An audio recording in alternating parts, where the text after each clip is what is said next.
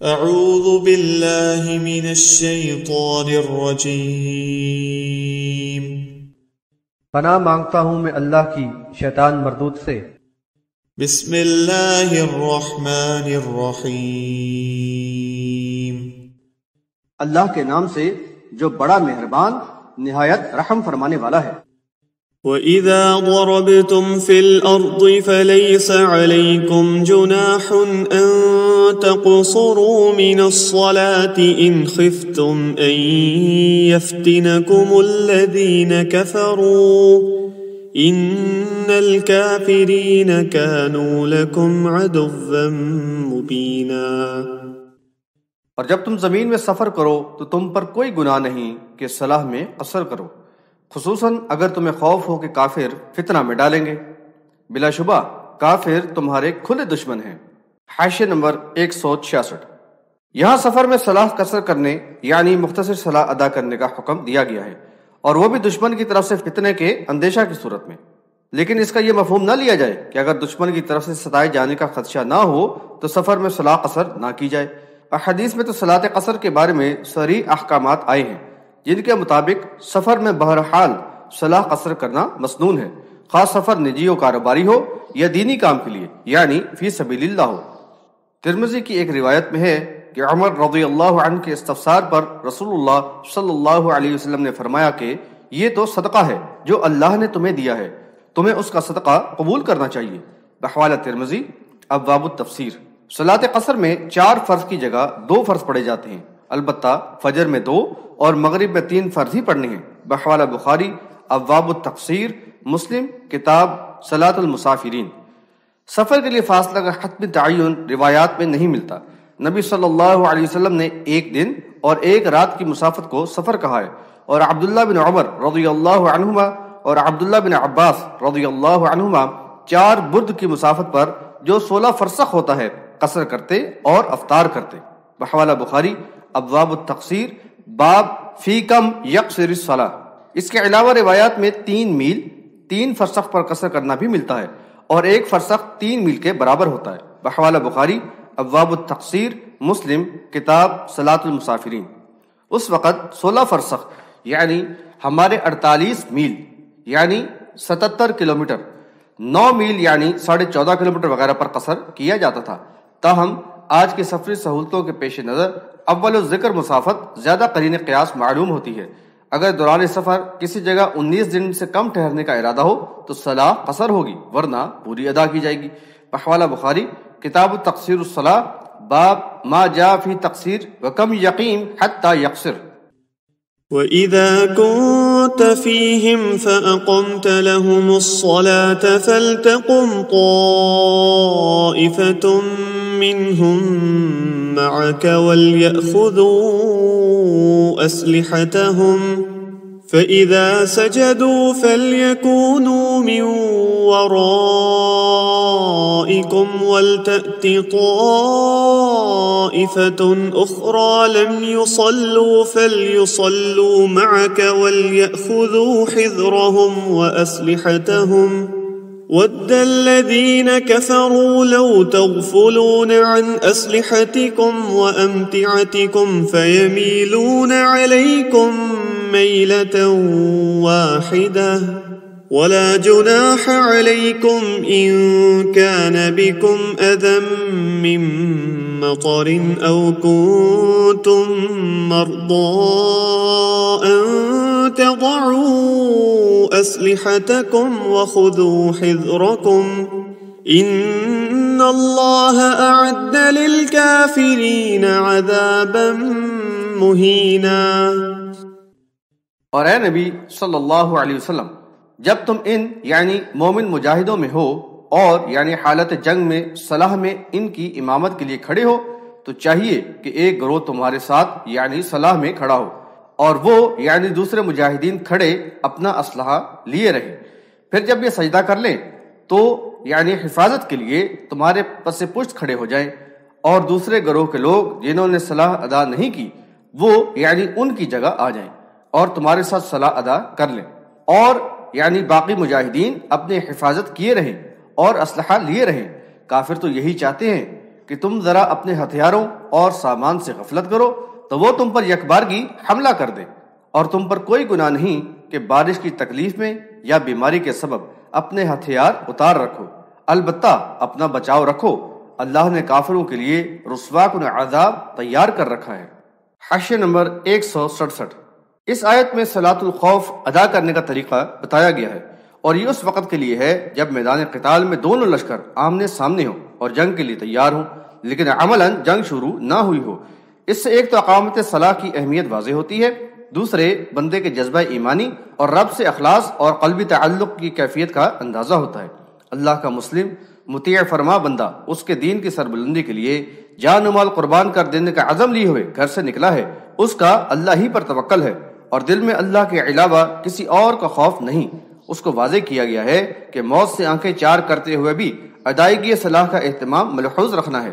یہاں اس کا یہ طریقہ بتایا گیا ہے کہ فوج دو حصوں میں تقسیم ہو جائے، ایک حصہ محاذ پر دشمن کے سامنے صف آرا رہے تاکہ دشمن پیش قدمی کی ہمت نہ کر سکے، اور دوسرا حصہ نبی صلی اللہ علیہ وسلم کے پیچھے ایک رکعت ادا کرے، پھر یہ سلام پھیر کر مورچہ پر پہنچ جائے اور دوسرا حصہ صلاح ادا کرنے آ جائے۔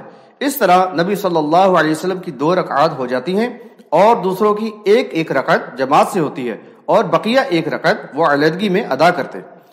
صحیح بخاری میں عبداللہ بن عمر رضی اللہ عنہما کی روایت سے بھی اس کی وضاحت ہوتی ہے۔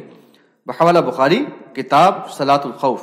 احادیث میں ہے کہ صلاۃ الخوف مختلف حالات جنگ میں مختلف انداز سے ادا کی گئی ہے، کبھی اکیلے سواری ہی پر، اور کبھی محض اشارے سے، اور غزوہ احزاب کے موقع پر صلاۃ العصر قضا ہوئی اور غروب آفتاب کے بعد ادا کی گئی۔ بحوالہ بخاری کتاب صلاۃ الخوف۔ اس بات پر زور دیا گیا ہے کہ اہل ایمان ہر صورت حال میں پوری طرح ہوشیار، مستعد و مسلح رہیں، اور دشمن کو ذرا بھی موقع نہ دیں کہ وہ ان کی معمولی سی غفلت سے فائدہ اٹھا لے۔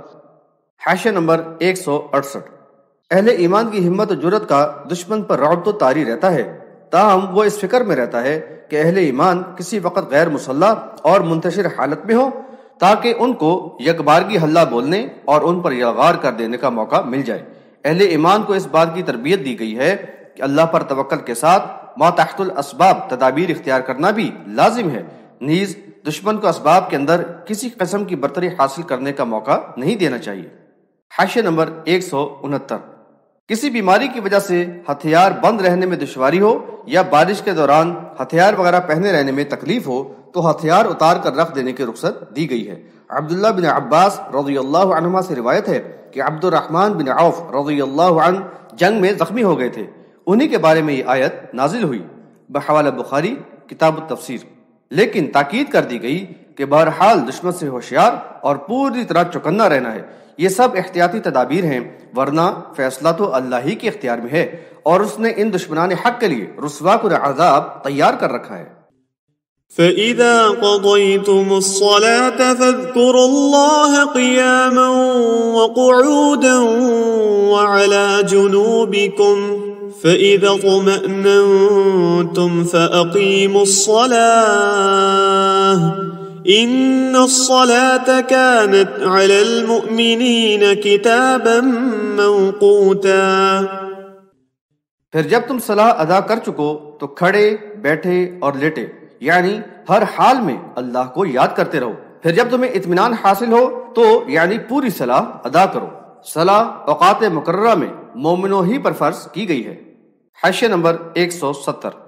صلاح ادا کر لینے کے بعد بھی ذکر کرتے رہنے کی تاکید کی گئی ہے۔ مومن کو تو کبھی بھی اللہ کی یاد سے غافل نہیں ہونا چاہیے، خصوصاً میدان قتال میں تو قربت الہی کا احساس اور زیادہ شدید ہوتا ہے۔ حالت جنگ ختم ہونے پر باقاعدہ پوری صلاح ادا کرنے کا حکم دیا گیا ہے تاکہ اقامت الصلاح کی اہمیت پوری طرح پیش نظر رہے اور یہ تھوڑی سی رخصت تن آسانی و سستی کی کیفیت پیدا نہ کرے اور اللہ کی یاد سے غفلت کا باعث نہ بنے۔ حاشیہ نمبر 171۔ صلاح مومنوں پر فرض موقوت ہے، یعنی مقررہ اوقات میں فرض کی گئی ہے۔ یہ حکم بڑی ہی اہمیت کا حامل ہے۔ پہلی بات تو یہ ہے کہ حالت خوف کے بعد مقررہ اوقات پر صلاح کی ادائیگی کا حکم دیا گیا، جس سے صلاح اور مواقیت الصلاح کی اہمیت واضح ہوتی ہے۔ دوسری بات یہ ہے کہ ایمان کے معاملے پر بھی زور دیا گیا ہے، لہذا یہاں اس بات کا اعادہ مناسب ہوگا کہ اللہ کو وہ ایمان والے مطلوب ہیں جن کا ایمان ہر قسم کی شرک سے پاک ہو اور جن کے دلوں میں شک اور ریاکاری کا شائبہ بھی نہ ہو، نیز ایمان لانے کے بعد جن کا کسی بھی مشرک گروہ یا فرقے سے کوئی تعلق باقی نہ رہے، بلکہ وہ ان سے بیزار ہوں اور صرف مسلم ہوں، ان کے دین و ایمان کا انحصار قرآن اور صحیح احادیث پر ہی ہو، فرقہ پرستوں یا شرک آلود ایمان والوں پر صلاح یا کوئی اور عبادت فرض نہیں کی گئی۔ اقامت صلاح اسلام کا انتہائی اہم رکن ہے اور ایمان کے بعد سب سے زیادہ اس کی اہمیت بیان کی گئی ہے۔ یہ اہل ایمان کے تزکیہ نفس اور انفرادی و اجتماعی تربیت میں مؤثر کردار ادا کرتی ہے۔ قرآن و حدیث میں مقررہ اوقات میں پابندی کے ساتھ مومنوں کی جماعت کے ساتھ صلاح ادا کرنے کی تاکید کی گئی ہے، لہذا بغیر شرعی عذر اس کو ترک نہیں کرنا چاہیے۔ تاہم ایک یکسو مومن کے لیے کسی مشرکانہ عقیدہ رکھنے والے فرقہ پرست کے پیچھے صلاح ادا کرنے کی ہرگز کوئی گنجائش نہیں، بلکہ الٹا سخت پکڑ کا اندیشہ ہے۔ ولا تهنوا في ابتغاء القوم إن تكونوا تألمون فإنهم يألمون كما تألمون وترجون من الله ما لا يرجون وكان الله عليما حكيما۔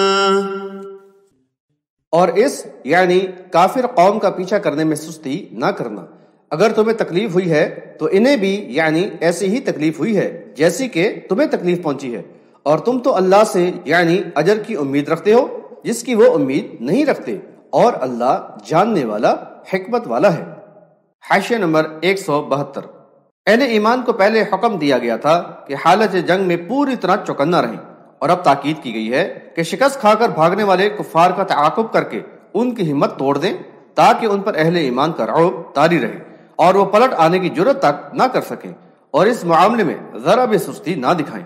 ان پر واضح کیا گیا کہ جنگ کی مشقت اور صعوبت سے جس طرح یہ دوچار ہوئے ہیں اسی طرح کفار بھی دوچار ہوئے ہیں، لیکن اہل ایمان کی حوصلہ افزائی کے لیے تو یہ کافی ہے کہ وہ یہ مشقت ایک اعلیٰ نصب العین کے لیے اٹھا رہے ہیں، اور اعلاء حق کے لیے ان کی ہر سعی و جہد پر اللہ تعالیٰ کے یہاں بے انتہا اجر ہے۔